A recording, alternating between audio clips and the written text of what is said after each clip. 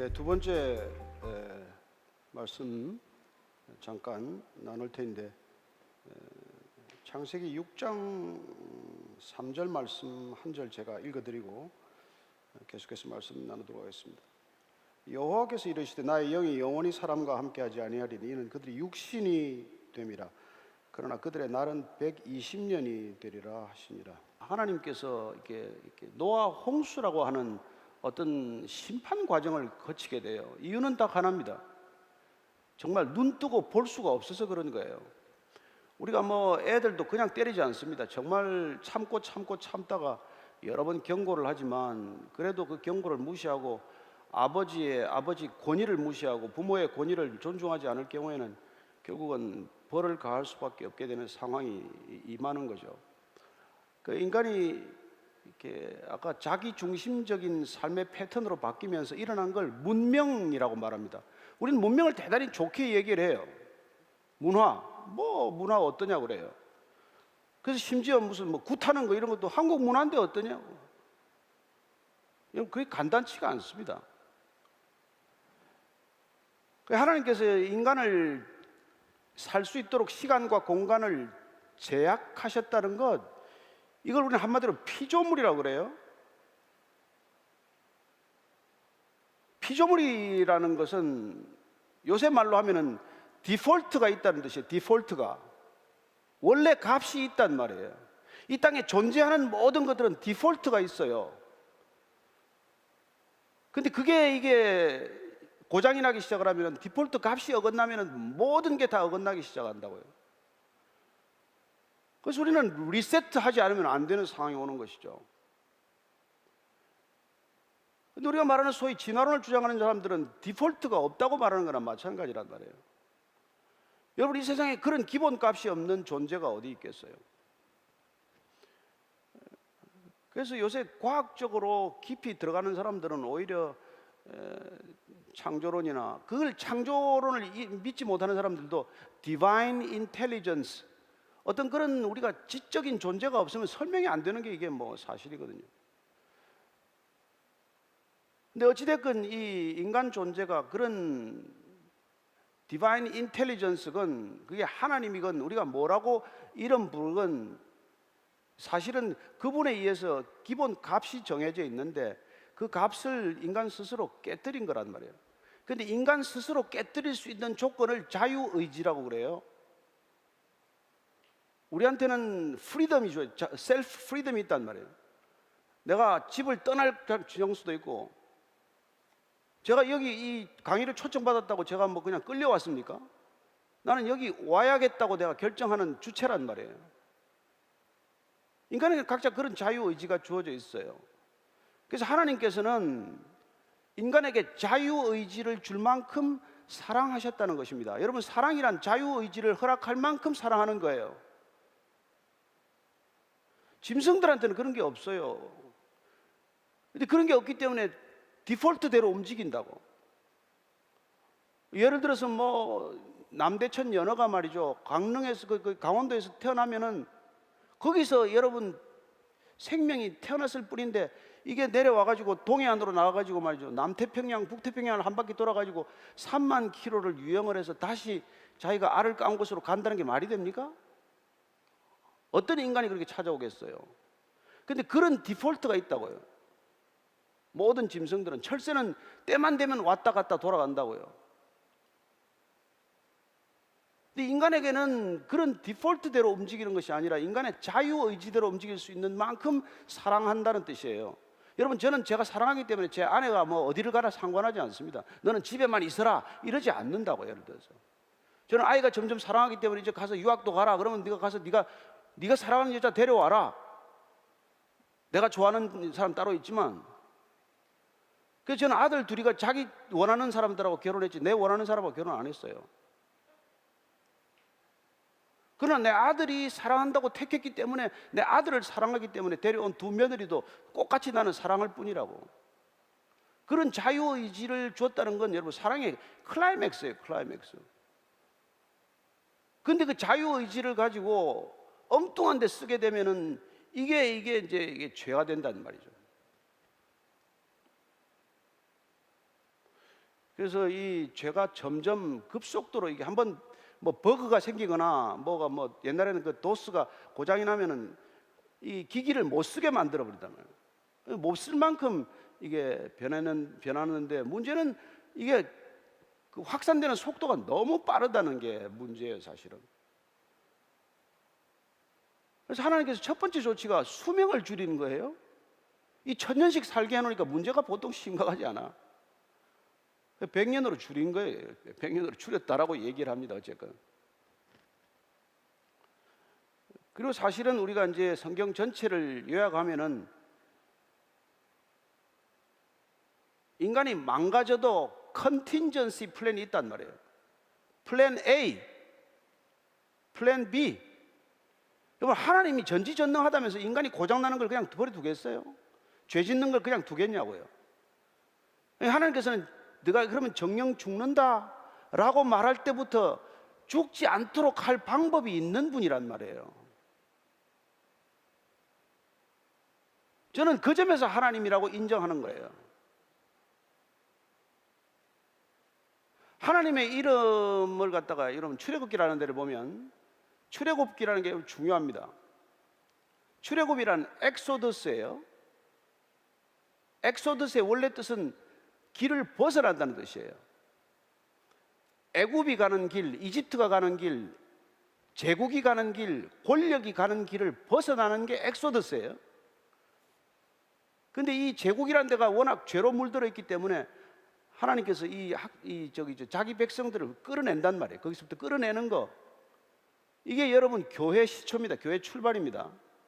여러분, 죄로 관영된, 죄가 가득한 이 세상에서 건져내는 것, 이게 출애굽이란 말이에요. 근데 어쨌건 이렇게 죄가 관영한 이유, 죄가 이렇게 많아진 이유가 뭐냐면 인간이 살면서 하는 일이 계속 자기를 드러내는 삶. 그래서 여러분 그 창세기 앞에를 보면은 인간이 이제 문명을 만들고, 악한 자들의 후예들이, 문명은 여러분 살인자들의 후예가 만든 거예요. 아담하고 하와하고 둘이 결혼했는데 애 태어난 게 누구예요? 아담하고 하와가 낳은 자식이 아벨과 가인이 있는데 가인이 형인데 아벨을 죽이잖아요. 첫 번째 살인이 일어난단 말이에요, 죄가 들어오니까. 그리고 가인의 후예들이 만들어내는 게 문명이에요. 문명이란 자기 확장 수단이에요. 여러분, 미디어도 자기 확장 수단이에요. 제가 지금 마이크를 쓰고 있어요. 이 마이크를 안 쓰면 내 소리가 도달할 수 있는 범위가 요거밖에 안 되는데 이 마이크라는 걸 써서 소리가 더 확장되게 하는 거란 말이에요. 그 마이크는 이 공간 안에서만 여러분들에게 소리를 전달하고자 하지만 인터넷이다, 무슨 줌이다, 무슨 SNS다, 이 모든 것들은 지금 제가 여러분들한테 전하고자 하는 메시지를 확장시키고자 하는 의지란 말이에요. 근데 이게 선한 의도면 좋은데 악한 의도를 이렇게 여러분 확장시키면 어떻게 돼요? 한순간에 이게 뭐 점령당하고 마는 거죠. 그만큼 문제가 심각하게 확장되었을 때 하나님께서는 심판이라는 걸 가져와요. 죄는 여러분 컨트롤 되어야지, 그게 컨트롤 되지 않으면 비극적인 결과를 낳고 만다 이 얘기죠. 법률학자들 얘기를 들으면 법이 법적 가치, 법적 기능을 하기 위해서는 법망 밖에 있는 사람들이 5% 정도라 된다고 얘기해요. 그게 무슨 뭐 도로교통법 이런 게 법으로서의 가치를 지니려면 95%는 도로법 그걸 지켜야 된단 말이에요. 빨간 신호등을 하나 달아놨는데, 이게 빨간 거 파란 걸 이렇게 신호등을 달아놨는데 95명은 거기를 제대로 지키고 한 너댓 명이 이걸 위반해야 위반하는 사람들을 이걸 적발하고 위반하는 사람들에게 페널티를 매기고 위반하는 걸 갖다가 이게 우리가 규제할 수가 있는데 그 숫자가 점점 넘어가면은 컨트롤이 안 된단 말이에요. 그래서 만약에 5명이 법을 지키고 95명이 법을 어기면은 여러분 그 법은 실존 하나만 아니에요. 아무 법으로서의 가치가 없는 거죠. 그래서 하나님께서 이 죄인들이 하도 죄를 지으니까 하나님께서 다시 하나 디폴트 값을 정한 게 10계명이라는 걸 정했어요. 이렇게 내버려 둘 일이 아니라 이 사람들한테 이 10계명을 주는데 뭐 그게 하나님의 이름을 망령되이 일컫지 마라. 나 이외에 다른 신을 섬기지 마라. 다른 하나님은 없다. 근데 이 하나님이 재밌는 게 말이죠, 이 십계명을 주기 전에 모세라는 사람을 통해서 출애굽을 시킬 때 모세하고 만나서 소명을 줘요. 너 이스라엘 백성들을 이제 데리고 애굽 땅을 떠나라. 그런데 내가 누구를 만났다고 내가 얘기를 해야 되나? 파라오한테 가서 내가 그런 걸 지금 얘기하면 파라오가 듣기나 하겠습니까? 근데 도대체 당신 누군데 나한테 지금 그런 얘기를 하냐? 물론 형상은 안 보여요. 그냥 불꽃 속에서 그냥 음성만 들리는 겁니다. 그런데 그 소리를 통해서 하나님이 당신 자신의 이름을 물어보니까 이렇게 대답을 해요. 이게 원래 히브리어는 에흐에 아쉐르 에흐에인데 영어 성경은 I am who I am이에요. I am who I am. 어떤 성경은 I shall be who I shall be 이렇게 해놨어요. 근데 우리 한글말 성경은 나는 스스로 있는 자니라 이렇게 번역을 했어요. 근데 사실 말 그대로 딱 우리가 그냥 번역을 하면 이름이 뭡니까? 나는 나야. 난 나라고. 근데 이제 그 스스로 있는 자, 자존자라고 번역한 게 잘 번역을 했어요. 왜냐하면 그분은 타자 의존적인 분이 아니라 그분은 디폴트를 결정하는 분이지 그분 자신이 이게 어떤 것에 의해서 규정되지 않는 분이란 말이에요. 그래서 사실 하나님은 이름이 없어요. 요새 노네임 브랜드라는 게 있던데 그분을 이름으로 한정할 수가 없다고. 이름이란 우리가 말하는 시간과 공간 속에 존재케 하는 방식이란 말이에요. 그래서 조정민 하면은 1951년에 태어나서 뭐 2000 몇십 년에 죽는 그 존재, 한국에서 살다가 죽었다라는 그 존재로 갇히는 존재가 된단 말이에요. 그러나 하나님은 나는 스스로 있는 자니라고 번역을 했지만 나는 나다라고 말씀하심으로써 나는 인간에 의해서 규정되거나 인간에 의해서 설명되거나 인간에 의해서 제한되거나 인간에 의해서 존재하는 존재가 아니란 말이에요. 그분이 인간이 하나님이 정한 이 디폴트를 어길 때 어떻게 하면은 이걸 죗값으로 돌릴 건지에 대한 그런 생각이 없이 자유의지를 주셨겠냐 이 말이에요. 저는 애들이 게임도 하고 사고도 치고 다 할 때부터도 나는 대학에 보낼 생각, 대학원을 간다면 뭐 어떻게 할까, 적어도 걔가 결혼할 때까지 생각은 다 하고 우리가 그 아이를 기르는 거 아니냔 말이에요. 하물며 나같이 별로 좋은 아버지도 아닌데 아이가 어떻게 결혼해서 어떤 가정을 이루어서만 하는 게 다 생각 속에 있는데, 여러분 하나님이 인간을 지으면서 인간을 창조하면서 인간에 대한 컨틴전시 플랜이 없다? 그거는 말이 안 된단 말이에요. 이런 짓을 하면은 플랜 A가 있고 이런 플랜 B가 있는 거고 궁극적으로는 이런 계획이 있단 말이에요. 그래서 인간의 죄가 만연하면, 죄가 도저히 이게 회복 불능이면 이걸 다시 리셋할 수밖에 없는 상황이 된다는 걸 다 알고 계세요. 그러나 그 상황까지 가지 않도록 하기 위해서 하나님께서는 우선 플랜 A가 십계명이라는 걸 줘요. 그럼 하나님 이외에 다른 신을 섬기지 말라. 거기에는 너 자신을 신겠고 하지 말라, 이것도 들어가는 거예요. 입만 열면 하나님 얘기하지 마라. 하나님을 자의적으로 갖다 팔지 말아라. 우상 같은 거 만들지 마라. 하나님을 형상화하지 말아라. 그리고는 안식일을 지키라 그래요. 안식일을 지키라. 이게 죄가 만연하기 직전에, 만연했을 때 하나님이 인간을 보호하는 방법 중에 하나란 말이에요. 그리고는 이제 부모를 공경하라, 살인하지 말라, 거짓말하지 말라, 간음하지 말라, 도적질하지 말라, 이웃의 것을 탐하지 말라, 이런 십계명을 주셨는데 이게 뭐냐면 이게 죄를 안 짓는 어떤 그런 플랫폼이란 말이에요. 요거대로 작동을 하면은 죄를 안 짓는데, 죄를 안 지어야 인간이 인간으로서 살아갈 수 있는 최소한의 조건이 유지가 된단 말이에요. 왜냐하면 인간은 육신이기 때문에 하나님의 영이 떠났어요. 하나님의 영이 떠났다고 그랬잖아요. 보면 내가 너의 영이 너와 함께하지 아니하리라. 이게 죽음이란 말이에요. 내 말을 안 들으면, 내가 선과 악을 알게 하는 과실을 기어이 내가 먹으면 나의 영이 너와 함께하지 아니하리라. 네가 주인 노릇을 하면 내가 더 이상 주인 노릇을 못하게 되는 거니까 떠나겠다는 거란 말이에요. 결국 인간의 주인 노릇이 이게 죄란 말이에요. 그럼 인간이 주인이 되냐? 아니요. 인간은 주인이 절대 안 됩니다. 제가 심장 수술 3번 했는데, 심장에 내가 심장이 내 겁니까? 내 안에 있으면 내 거예요? 나는 심장을 단 1초도 쉬게 하거나 안 뛰게 하거나 할 수 없어요. 내가 한번 이렇게 배탈이 났는데, 여러분 설교하다가 배탈 나면 얼마나 당황스러운지 아시죠? 제가 죽다가 살아나는 일이 여러 번인데 절대 내 몸이 내 게 아니라는 걸 알게 됩니다. 그러니까 이 몸이 구동하는 원리가 2가지란 말이에요. 생리적인 현상이 있단 말이에요. 근데 그걸 우리 인간의 무슨 마치 전부인 것처럼 생각을 하는데, 아니요. 인간만이 하나님께서 영적인 존재로 만드셨단 말이에요. 자유의지란 영적인 영역에서 일어난 일이기 때문에 인간이 영적인 존재가 되도록 하기 위해서 하나님께서는 영을 불어넣으셔서 그가 단순히 생리적으로 움직이고 기계적으로 움직이는 존재가 아니라 스스로 판단할 수 있는 존재로 만들었어요, 사실은. 그렇잖아요. 그래서 인간은 여러분들이 딴 거 안 하고 오늘 이 수련회에 내가 참여하겠다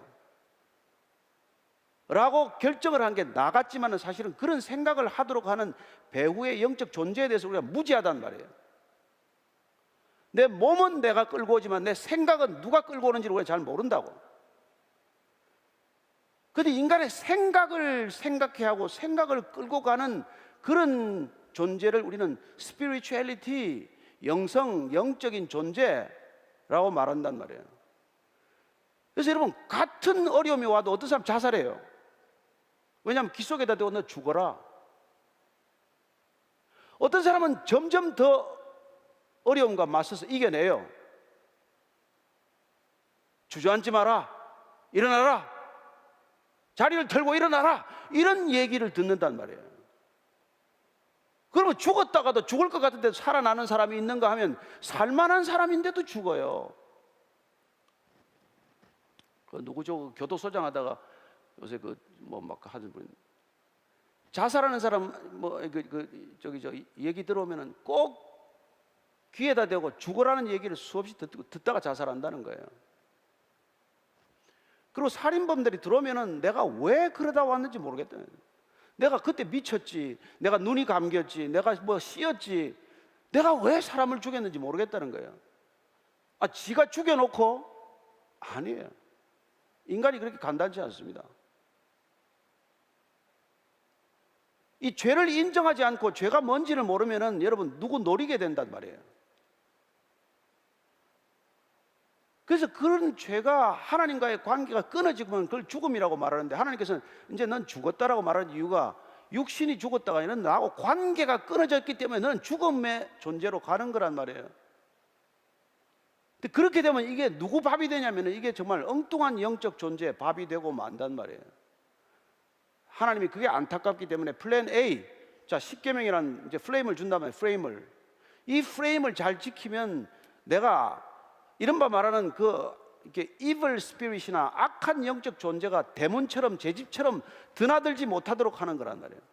근데 이걸 어기면은 이 몸이 이거 가지고 다녀봐야 아무 소용 없어요. 하루 종일 다녀봐야 진짜 헛사는 거예요. 그래서 오늘 내가 이 수련회를 가서 정말 한번 예수님이 누군지 한번 좀 알아봐야 되겠다 라고 생각하게 하는 그 생각의 배후, 그 생각의 존재를 지금은 잘 모를지라도 여러분들이 언젠가는 이게 내가 생각하는 게 아니구나, 내가 생각해 하는 그런 배후가 있구나 하는 걸 알게 된단 말이죠. 저는 여러분들이 그 과정을 한번 겪게 되기를 바라기 때문에 여기까지 제가 온 거예요.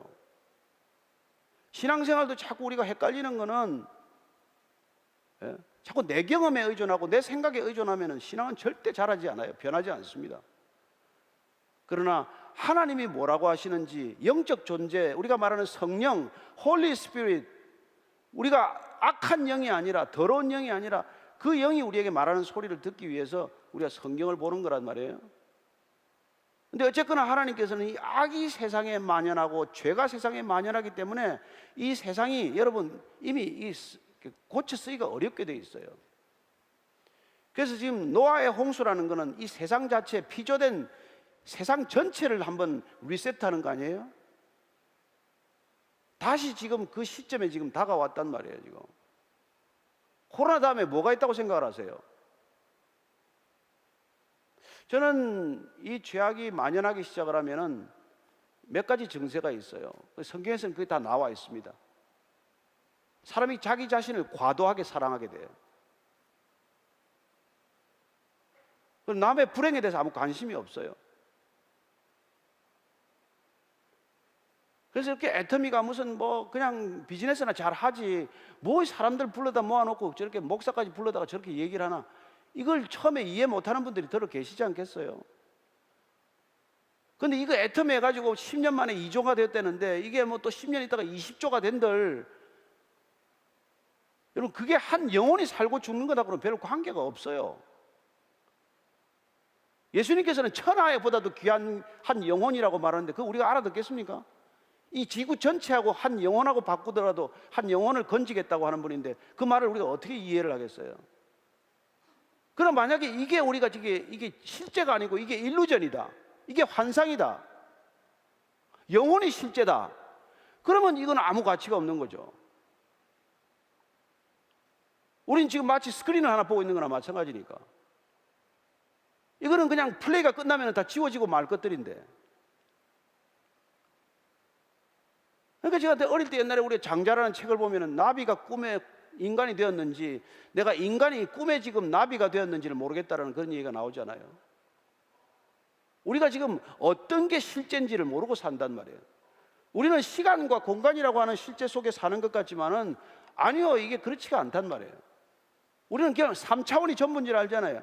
그러나 한 차원만 높아지면 시간과 공간도 별로 의미가 없어진단 말이에요. 그래서 이 세상이 이렇게까지 죄악으로 만연되어 가는 것들을 우리는 내버려 둬서는 안 된단 말이에요.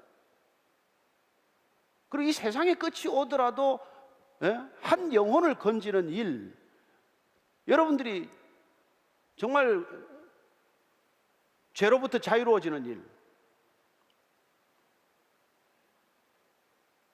근데 이제 문제는 하나님께서 이 십계명을 주시고, 그게 사실은 가장 쉽게 말씀드리면은 이 죄를 막는 문이에요. 그것만 잘 지키면. 근데 이걸 가르치는 사람들, 이걸 집행하는 사람들, 이걸 이제 레위 지파라고 하고 모세 아론의 후손들이 이제 제사장을 하고 있는데, 이 자들이 역할을 잘했으면 좋은데 가나안 땅에 들어가 가지고 이 사람들이 먼저 타락하기 시작을 한단 말이에요. 그 사람들의 주된 목적은 죄를 용서하는 일이에요. 죄는 인간이 용서 못합니다. 하나님만이 죄를 용서하실 수 있는 분인데, 그 죄를 용서하는 방법을 구약적 방법으로 제사라 그런단 말이에요. 제사. 그래서 무슨 5가지 형태의 제사가 있는데 이 제사를 드리는 게 동물 제사예요. 죄는 내가 지었는데 내 죄를 용서받기 위해서 하나님께서 학습을 시키는데 시청각 교육을 시킨단 말이에요. 넌 네가 죽어 마땅한데 양 한 마리 잡아라. 넌 죄가 크니까 소 한 마리 잡아라. 돈이 없나? 돈이 없으면 비둘기 한 마리 잡아라. 여러분, 그러면은 그걸 내가 도축을 해야 돼요. 그게 제사장이 잡아주는 게 아니에요. 내가 죄를 용서받기 위해서는 가서 양을 한 마리 잡아가지고 양을, 여러분 짐승을 죽여보셨습니까? 나도 안 죽여봤지만은 그 죽이는 사람들 이 얘기를 들으니까 제일 빨리 죽이는 게 2가지 방법이래요. 하나는 정확히 목을 끊는 것과 하나는 정확히 심장을 찌르는 거래요. 그런데 아마추어들이 무슨 재주가 있어 그걸 죽이나요? 그러니까 양 한 마리 잡으려면 전신에 피투성이가 돼서 완전히 사방에 피가 튀고 난리가 나는 거예요. 소가 그냥 한 단칼에 죽나요? 소는 죽을 때 미간을 찌르든지 아니면 이제 그 심장을 찔러야 되는데, 그런데 그걸 그냥 죽이면 도축이고, 안수를 하면 제사가 돼요. 안수는 뭐냐면은 내 죄를 이 짐승한테 넘깁니다. 내가 이런 죄를 지었는데 이 죄를 짐승한테 죽이니 이 죄가 짐승한테 가서 짐승이 대신 죽는 거예요. 그렇게 학습을 시킨 이유가 뭡니까? 죄 지으면 죽는다는 걸 눈으로 보라는 거란 말이에요.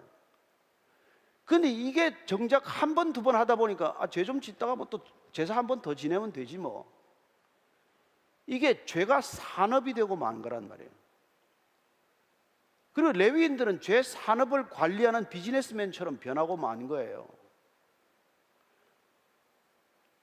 그래서 죄가 하나도 해결되지 않은 채 반복되기만 하는 악순환을 거듭했단 말이에요. 그래서 이스라엘 백성들이 또 포로가 돼서 아수르로 끌려가고, 포로가 돼서 바벨론으로 끌려가고, 나중에 로마의 압제를 받고, 지금도 여러분 유대인들은 예수님을 안 믿습니다. 1%도 안 믿어요. 이거 믿는 사람이 1%도 안 됩니다. 어찌됐건 죄가 그렇게 관영하는 것, 죄가 그렇게 급속히 퍼지는 것, 여러분 지금 오미크론 보십시오. 지금 관리 통제 불능하네요. 지금 이 자리는 없겠습니까? 근데 문제는 오미크론이 문제가 아니라 우리가 오미크론을 감당할 수 있는 면역력이 문제란 말이에요. 저는 걸렸는데 제 아내가 같이 있었는데 제 아내는 안 걸렸어요. 제 아내는 제 칫솔 가지고 막 양치질하고 이랬어요. 자칫하면 걸핏하면 내 걸 가끔 쓰는데. 그러니까 바이러스가 문제가 아니라 우리가 이길 수 있는 힘이 문제란 말이에요. 우리 안에. 근데 불행하게도 우리가 지금 바이러스를 이길 수 있는 힘이 없잖아요. 근데 이 죄를 이길 수 있는 힘이 없기 때문에 죄를 어떻게 하면 방역 패스를 줄 건가 하는 게 십계명이란 말이에요. 방역 패스를 잘 지키면 내가 그걸 할 거다. 근데 이게 방역 패스가 뚫려버리고 만 거죠. 그래서 정말 더 이상 인간으로서의 기능을 할 수 없는 존재가 되고 만 거예요. 그리고 이 엄청난 죄를 가지고 더 큰 문제는 죄 산업을 만든 거예요. 저는 그걸 sin industry라고 감히 말합니다. 종교는 죄 산업이에요. 그리고 죄는 아까 말씀드렸지만 여기 독극물을 하나 타면 죄가 한 방울만 떨어졌지만 죄가 먹으면 죽는단 말이에요. 그래서 성경에는 죄의 삭, 죄의 웨이지, 죄의 임금은 죽음을 받는 거예요. 죄의 대가는 죽음이에요. 그래서 주님께서, 우리 하나님께서 죄 짓지 말라고 한 거란 말이에요. 살아도 산 게 아니고 죽음이니까. 근데 그 죽음을 그렇게 가볍게 여기면 큰일 난단 말이에요. 그래서 우리가 독극물 같은 걸 그릴 때는 여기다 해골 바가지를 그려가지고 높은데 애들 손 안 닿는 데 두는 거 아니에요. 이건 만지면 이건 죽는다. 이건 독극물은. 근데 그렇게 만지지가 않으면 그러면 기어이 그걸 만져서 먹고 죽는 애들이 있단 말이에요. 근데 한 방울만 먹어도 우리 몸에 급속도로 퍼져서 전신으로 퍼져 죽듯이 한 사람이 죄를 지었는데 그 죄가 얼마나 빨리 번식하는지 몰라요. 제가 부끄러운 얘기지만 제가 중학교 2학년 때부터 술, 담배를 했는데 딴 이유가 없어요. 친구 따라서 독서실 갔다가 시작된 거예요. 예? 내가 그러면 술, 담배를 배워서 가만히 있었겠습니까? 반드시 담배를 하나 피우게 만들고 반드시 술을 마시게 한단 말이에요. 그리고 직장 들어가면은 폭탄주를 돌리는데 누구 봐줍니까? 다 앉아가지고 똑같이 다 마셔야 되는데. 그래서 그냥 그 자리에 있는 모두가 다 술판이 되고 마는 거예요. 물론 의지를 가지고 자리에 안 오는 사람도 있고 끝까지 안 먹는 사람이 가끔 있죠. 그러나 한 사람이 그냥 병을 들고 병권이라는 걸 행사하면서 전체 술을 먹이기 시작하면 그 자리는 전부 술판이 되고 마는 거란 말이에요. 그런데 놀랍게도 제가 이제 신학교를 갔다가 와가지고 이제 여의도에 이제 그때 MBC 이제 우리 보도국에 부장급이 27명이에요. 그 사람들이 절대 국회의원이 됐다고 해도 안 모입니다. 그런데 제가 신학 공부 마치고 와서 이렇게 전도사가 됐다고 선배를 점심을 먹겠다고 여의도에 국민일보사 사옥 13층에 이렇게 식당이 하나 있던데 거기다가 저를 불러서 밥을 사주겠다는 거예요. 갔는데 그날 MBC 창사 이후에 처음으로 그런 일이 생긴 거예요. 그날 국장이 오늘 우리 조정민 씨가 전도사가 돼가지고 이제 앞으로 목사의 길을 간다는데 오늘 한번 저분을 우리가 대접하는 뜻에서 술을 시키지 말자. 여러분, 기자는 2명, 3명이 모여도 술이 없으면 식사 안 됩니다. 한 번도 술 없이 식사한 적이 없어요. 제가 MBC에 있었던 25년 동안 낮술이든 밤술이든 꼭 점심을 먹어도 누군가 한 사람은 또 술을 시킨다. 소주를 시키든지 맥주를 시키든지. 근데 그날 처음으로, 창사 이래 처음으로 나라는 인간이 하나 그 전도사가 돼서 왔다고, 나를 대접한다고 술을 안 시킨 게 처음이에요. 처음이자 마지막이에요. 왜 이런 비유를 드리냐면, 여러분, 한 사람으로 인해서 그런 일이 일어날 수 있다는 겁니다. 한 사람을 통해서. 저는 여러분들이 한 사람이 얼마나 중요한지를 지금 제가 설명드리고 있는 거예요. 그래서 이 죄가 만연해가지고 이렇게 아무 희망이 없는 것 같지만, 여러분, 어딘가에 하나님을 믿고 믿음을 지키는 사람이 있단 말이에요. 저는 오늘 여러분들이 앞으로 그런 사람이 되게 하기 위해서 이 자리에 불러 모으셨다고 믿습니다. 이 세상에 여러분, 뭐 교회가 지금 한국에 6만 개, 7만 개니 그것도 뭐 의미가 없는 건 아니지만, 만약에 정말 오늘 여기 오신 분들이라도 각자 서 있는 곳에서 그렇게 모든 게 다 타락하고 모든 게 다 끝난 것 같지만, 내 믿음을 지키고 내가 그 자리에서 정말 등대처럼 서 있겠다고 결심하면 그런 기적이 일어날 수 있다는 걸 말씀드리는 거예요. 옛날에 신라 시대 때나 고려 시대 때 큰 바위를 자를 때 여러분 뭘로 자르겠어요? 그 바위를 갖다가. 바위 자르는 비결이 뭐예요? 그 바위 자르는 데다가 금을 그어 가지고, 금을 그어 놓고 거기다가 조그만 구멍을 이렇게 일렬로 쭉 내요. 그래 가지고는 참나무 쐐기를 박습니다. 그 참나무 쐐기를 박고 계속 물을 부어요. 그러면 쐐기가 이게 또 물을 다 빨아먹어 가지고 조금 있다가 마르면 또 물을 부어요. 그래가지고 계속해서 그 바위에 일렬을 따라서 쐐기에 물을 부으면 어느 날 그 큰 바위가 쩍 갈라지는 거예요. 조그만 쐐기들이 이렇게 쭉 열을 지어서 박아놨을 뿐인데,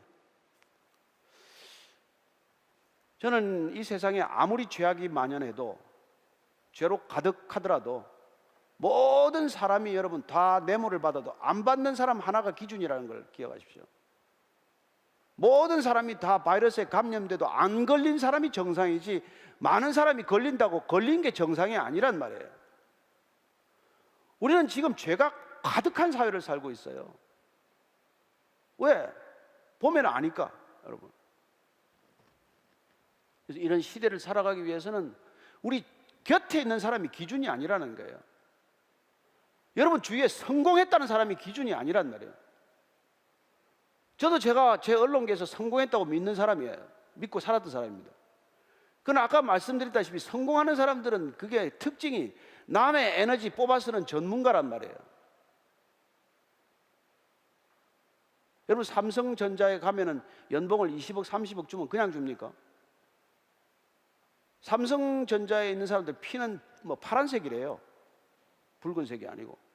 그런 얘기가 있을 만큼 여러분 그 조직에 들어가면은 그 조직의 문화가 있고 그 조직에서 정말 진액을 짜내듯이 짜내서 여러분 쓰는 거지 그냥 씁니까? 제가 쇼크 받은 일이 있어요. 저기 임원 2사람이 그 부사장 승진하는데 한 사람 탈락하고 한 사람 올라가고 탈락하는 바람에 한 사람 또 스스로 또 뭐 이렇게 목숨을 끊는 일이 있었다는 얘기를 들었는데, 어찌됐건 여러분 이 치열한 경쟁 사회에서 사람들을 왜 이렇게 경쟁하게 만들겠어요? 왜 이렇게 무한 경쟁을 하게 만들겠어요? 그래서 이렇게 무한 경쟁하는 죄악된 세상을 제독 철학자 한병철 씨는 그렇게 말합니다. 이게 피로 사회라고 규정을 해요. 그분은 신학적 표현을 쓰지 않기 때문에 이게 피로 사회가 되고 말았다는 거예요. 왜냐하면 여러분 이 끝없는 경쟁 아니에요? 그래서 이런 죄악된 세상 가운데 살아가면서 무슨 출구가 있냐는 말이에요. 어떤 출구를 가지고 계시냐 이거죠. 요새 젊은 애들 말씀하면 워라벨이 어떤 게 워라벨입니까? 근데 그 성경에 답이 다 있단 말이에요. 우리가 안식하라는 것, 그 쉼을 가지라는 것, 그 쉼을 위해서, 진정한 안식을 위해서 이 노예 생활하는 이스라엘 백성들을 구출하셔서 구원하셔서 그 사람들을 광야로 끌고 나와서 일주일 내에 일하는 체질을 바꾸어서 일주일에 하루는 일하지 않고 그냥 그 자리에 앉아서 하나님을 묵상하는 삶을 살아라. 그래도 먹고 산다. 그래서 먹고 사는 걸 보여준 게 하늘에서 만나가 내리고 메추라기가 내리고 반석에서 물이 터지는 그런 사건들을 경험하게 하심으로 우리가 죄 가운데서 말라 죽어가는 사람들이 어떻게 생존할 수 있는지를 보여주시는 게 성경 얘기예요. 읽을만 하죠. 관심을 가질만 하죠. 그러나 이게 비록 3,500년 전, 4,000년 만의 얘기가 아니라 지금 이 시대도 동일하게 진행되는 거라는 것이죠. 여전히 우리는 죄 가운데 있고 죄의 심각성을 모르는 사람들이 대부분이고 죄인이라는 걸 절대로 인정하지 않는 사람들이 성공한 모델처럼 살아가고 있고 그 사람들이 세상에 3%가 됐건 5%가 됐건 성공의 기준이 되고 뉴스의 기준이 되고 세상에 무슨 뭐 다큐멘터리의 기준이 되고 하면서 우리는 마치 그걸 따라가야 한다는 그런 생각을 하고 살지만 아니요. 이 세상에 희망이 있으면 예수님 이 땅에 올 필요 없습니다. 우리가 윤리적으로 도덕적으로 개선되어서 이 세상이 유토피아를 만들 수 있으면 절대로 십자가 지고 그렇게 죽지 않아요. 하나님께서 컨틴전시 플랜을 세울 이유가 없지요. 우리가 가지고 있는 죄가 얼마나 심각한지, 얼마나 확산되는 건지. 그래서 인간이 살아온 문명이라고 하는 이 모든 과정이 죄 확산이라는 것. 저는 여러분, 저도 뭐 한때 클래식을 좋아해가지고 뭐 한 3,000장 뭐 판을 사 모으고 뭐 CD를 사 모으고 했는데 뭐 클래식 한다고 그 난리를 쳤는데 제가 이 찬송가를 듣기 시작하면서 그거 다 갖다 버렸어요. 다 나눠줬어요. 음악의 이게 스피릿이 다르단 말이에요. 근데 이쪽 스피릿으로 가면 이게 얼마나 문제가 되는지를 우리가 알게 돼요. 그러나 실제로 클래식 가운데는 정말 뭐 이게 또 하나님의 영어로 충만한 사람들이 있어요. 요한 세바스찬 바하는 여러분 맨날 작품을 쓰고 나면은 마지막에 SDG 솔리 데오 글로리아 오직 하나님의 영광을 위해서 그렇게 예술 활동을 했던 사람이 있는가 하면 오직 자기의 영광을 위해서 살아가는 죄인의 또 예술계가 있단 말이에요. 근데 오늘 보십시오. 이 예술이라고 말하는 것 중에 얼마나 많은 예술적 영역이 죄로 타락하고 물들었는지 여러분 상상이나 가능합니까? 불쾌감을 주고 말이죠. 사람을 좌절시키고 보면 볼수록 화가 나는 그런 걸 예술이라는 이름으로 외설적 장르를 그렇게 예술로 포장하고 사는 이 모든 문명, 문화라고 하는 것들이 죄에 기반되어 있고 죄의 뿌리를 가지고 있기 때문에 아무리 많은 활동을 하더라도 아무리 그 값이 오르더라도 여러분 그렇게 호락호락한 문제가 아니란 말이죠. 저는 여러분들이 이 사는 세상에 오늘 눈이 번쩍 뜨여지기를 바라고 귀가 번쩍 뜨여져서 왜 우리가 예수님을 알아야 되는지, 왜 그분이 나는 길이요 진리요 생명이라고 하는지, 왜 나를 믿는 자는 죽어도 살겠고 나를 믿는 자는 영원히 죽음을 보지 않을 것이라고 말하는지 여기에 대한 관심을 좀 가졌으면 하는 것이죠. 한번 기도하겠습니다. 하나님 아버지, 주님께서 의인은 없나니 단 한 사람도 의인이 없다고 하셨습니다. 누가 찾아와서 선한 선생님 불렀을 때 예수님께서는 왜 선하다고 하느냐? 이 세상에 선한 사람이 어디 있냐? 선한 분은 오직 하나님 한 분이라고 말씀해 주셨습니다. 절대적인 기준 앞에서 상대적인 기준을 우리가 본받지 않게 하시고 두려워하지 않게 하시고 그리고 닮지 않게 하여 주옵소서. 오늘 주님 꼭 만나고 돌아가는 자리 되게 하여 주옵소서. 예수님 이름으로 기도합니다. 아멘.